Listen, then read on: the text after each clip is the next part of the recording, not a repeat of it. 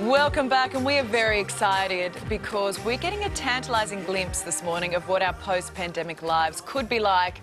Aussies finally allowed back into the skies for quarantine-free international travel as our much-awaited travel bubble with New Zealand opens today. It comes as the first bi-weekly National Cabinet meets this morning to try to kickstart the rest of our COVID recovery.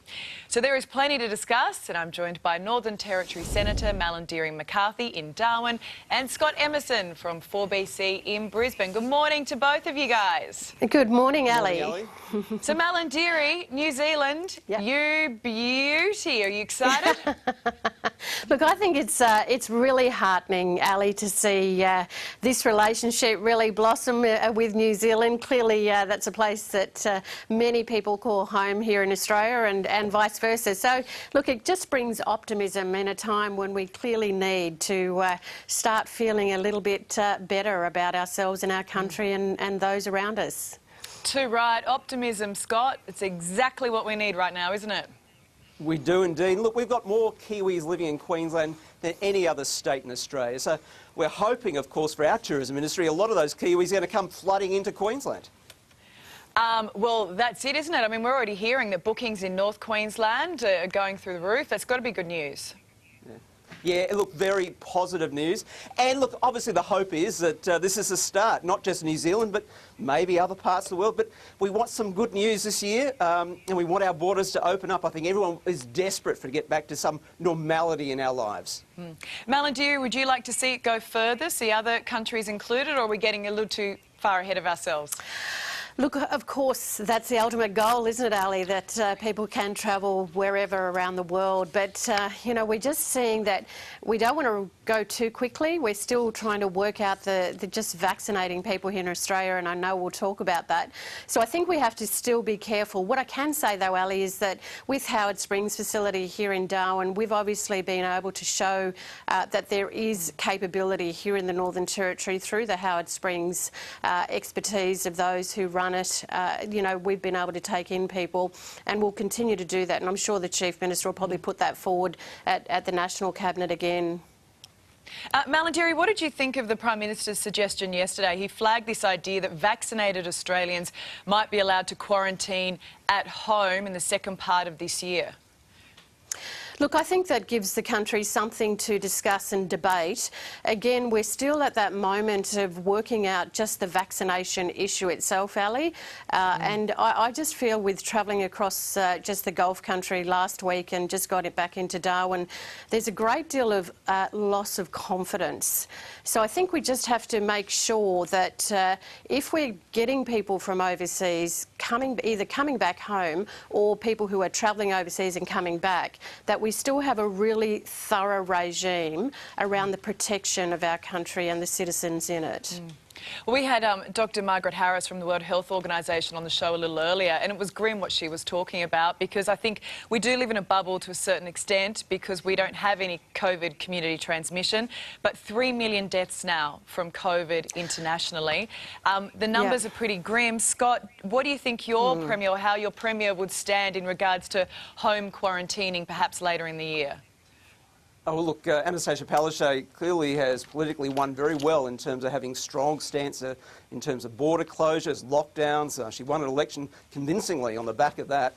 I think she's going to be very cautious, but of course I think all the leaders are desperate to get their economies back up and running again. They want people to come in, but I think they'll play and listen very carefully to what the political soundings are.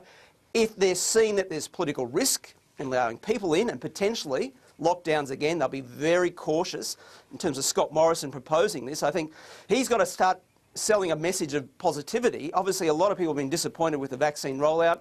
He's got an election probably this time next year. So he's got to have a plan in terms of saying we're going to get back to some normality. Well, look, home quarantine, it is not going to be on the agenda when they meet today. Malarndirri, what they will discuss is this idea of the army being brought in and massive vaccination hubs being set up. But look, we still have these health concerns over the AstraZeneca jab and not enough of the Pfizer jab. This is not going to be an easy fix, is it? Not at all, Ali, and I had my AstraZeneca jab just before all the announcement came out, just because of my health conditions as well as a First Nations woman, and I'm certainly around that number of, you know, half a century.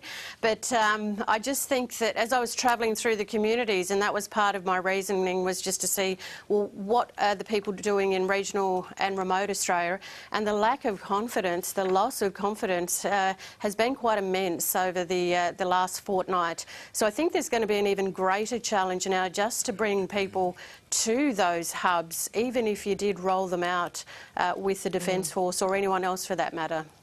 Well, I'll tell you what, there must be plenty going on behind the scenes at the moment. We're also hearing, Scott, this suggestion today that that we look at setting up a hub to manufacture more vaccines like the Pfizer one on home soil. But that, again, it's not something that's going to happen overnight, is it?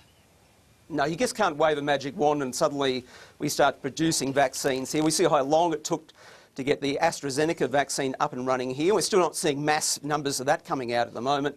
The idea we get Pfizer or Moderna or Novavax coming out here, I think that's a long way off. I think that the idea of putting that out, that we might be able to do that, that's a good idea. It'd be great if we could do it, but it's not going to happen the next week or the next month. So it could be maybe towards the end of the year. But that's not necessarily going to help in terms of getting that vaccine rollout as quickly as possible. Yeah, but look, you know, we've decided that today, Mondays, Carl has decided that Mondays are the new fun day. Yeah. So we're going to focus on the good news. And when are you guys booking your tickets to New Zealand? Malarndirri? Oh, look, I think that's just awesome. Seriously, I've not been to New Zealand, Ali, so I'm pretty keen to have a look at that one. I don't know when, but it's in between, got to be in between parliamentary sittings time, so let's see how we go. Oh, I've got a good idea. What about you go for your birthday? Because... How did you know? Ali, oh, you go. Listen to this. It's your birthday. That was Martha, wasn't it? Come on, Scott. Birthday to you. Malarndirri. Yo, shawty, it's birthday. Thank you. And your prize, we're sending you to New Zealand for your birthday. How's that sound? Once again, Carl's love Payne. yous. Do you have something lovely planned for your day today? Look, I'm actually back at work for the first day after being around the Territory, so I'll be catching up on some paperwork, Ali. You know, I have to get back to the desk and just see what's going on, but maybe a nice lunch. Oh. Nah, call in sick. No one will know. Oh, yeah, look, I'll do that now. Yeah, no worries, but shh, don't tell anyone, all right? Just a little cough. Or you can't cough now, can you? You can't cough these days. Scott and Malarndirri, thanks for joining us and have a beautiful birthday, Malarndirri. Yeah. Thank you. Thanks, Ali.